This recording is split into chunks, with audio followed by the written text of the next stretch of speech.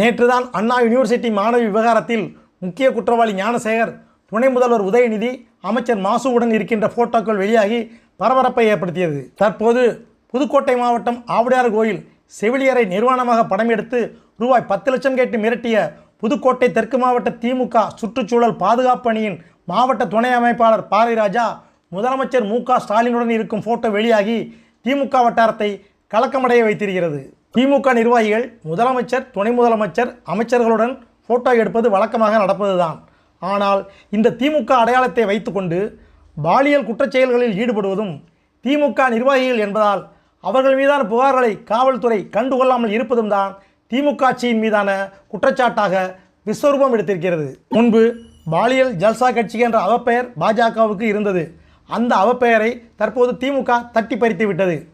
திராவிட model என்று மேடைகளில் மு.க.ஸ்டாலின் பெருமையாக பேசி வந்த நிலையில் அண்ணா யூனிவர்சிட்டி சம்பவமும் புதுக்கோட்டை சம்பவமும் பாலியல் மாடல் என்று நெட்டிசன்கள் கேலி பேசும் அளவுக்கு திமுகவுக்கு தலைகுனிவை ஏற்படுத்தியிருக்கிறது.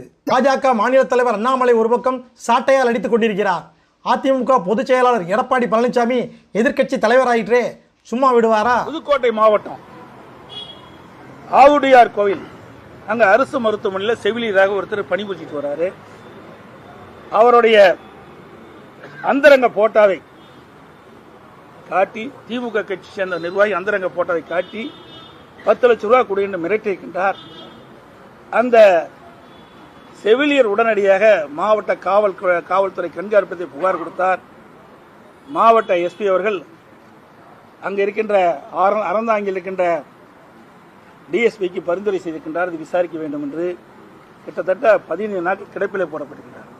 அதற்கு காரணம் அவர் திமுக கட்சி சேர்ந்தவர் என்று இங்கே பத்திரிகையிலையும் செய்திகள் வெளிவந்திருக்கின்றன. பார்த்தீங்களா, அவர் தான் திமுக பொறுப்பாளர்கள் சொல்றாங்க, முக்கிய பொறுப்பில் இருக்கிறதாக சொல்றாங்க. இதுக்கு சட்டத்துறை அமைச்சர் இவருக்கு பாதுகாப்பு அளித்துக் கொண்டிருக்கிறாங்க தகவல் வெளியாகி உள்ளன. இப்படி திமுக கட்சி சேர்ந்த நிர்வாகிகள் இப்படி பாலியல் வன்கொடுமைக்கு கொடும் குற்றச்செயலில் ஈடுபடுகின்றவர்கள் திமுக கட்சி சேர்ந்த பெரும்பாலோர் இருப்பதாக செய்திகள் வலைதளங்களில் வந்து கொண்டிருக்கின்றன.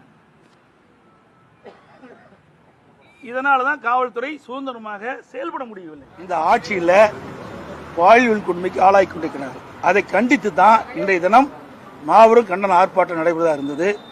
அனைத்து இந்திய அண்ணா திராவிட முன்னேற்ற கழக அமைப்பு நீதியாக உள்ள அனைத்து மாவட்டங்களிலும் இன்றைக்கு கண்டன ஆர்ப்பாட்டம் நடைபெறதா இருந்தது. இன்றைக்கு முன்னாள் பாரத பிரதமர் டாக்டர் மன்மோகன் சிங் அவருடைய இறந்த காரணத்தினால அது தள்ளி வைக்கப்பட்டிருக்கிறது. வருகிற 30ஆம் தேதி காலை 10 மணி அளவில் தமிழ்நாட்டில் இருக்கின்ற கழக நீதியாக, அமைப்பு நீதியாக இருக்கின்ற மாவட்டங்களில் அனைத்து இடங்களிலும் அனைத்து இந்திய அண்ணா திராவிட முன்னேற்ற கழகம் இந்த ஆட்சியில் தொடர் பாலியல் வன்கொடுமை நடவதை கண்டித்து கண்டன ஆர்ப்பாட்டம் நடைபெறும். வருகிற 30ஆம் தேதி காலை 10 மணி, வருகிற 30ஆம் தேதி திங்கட்கிழமை காலை 10 மணி அளவில் அனைத்து இந்திய அண்ணா திராவிட முன்னேற்ற கழகத்தின் சார்பாக மாபெரும் கண்டன ஆர்ப்பாட்டம் கழக அமைப்பு நிதியில் உள்ள 81 மாவட்டங்களில் நடைபெறும், சென்னை மாவட்டத்தை தவிர்த்து.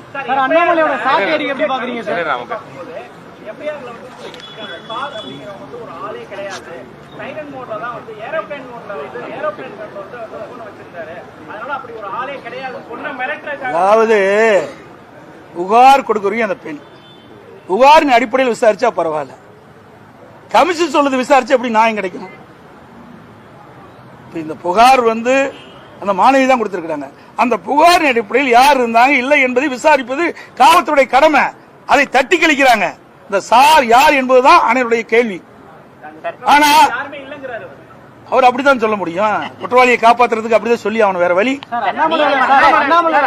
ஆகவே இந்த உண்மையெல்லாம் வெளிவர வேண்டும் என்பதற்காகத்தான், இந்த வழக்கு சரியான பாதையிலே நடைபெற வேண்டும் என்பதற்காகத்தான் சிபிஐ விசாரணை வேண்டும் என்று நாங்கள் கோருகிறோம். அண்ணாமலையோட சாட்டையோ திமுக ஆட்சி கையில வரைக்கும் செருப்பு போட மாட்டேன்னு சொல்லி எப்படி பாக்குறீங்க? நீங்க அவரை போய் கேளுங்க. நீங்க என்னை கேட்க வேண்டிய கேள்வி கேளுங்க, அவரை கேட்க வேண்டிய கேள்வி அங்க போய் கேளுங்க. மறக்காம சர்ப்ரைஸ் பண்ணுங்க.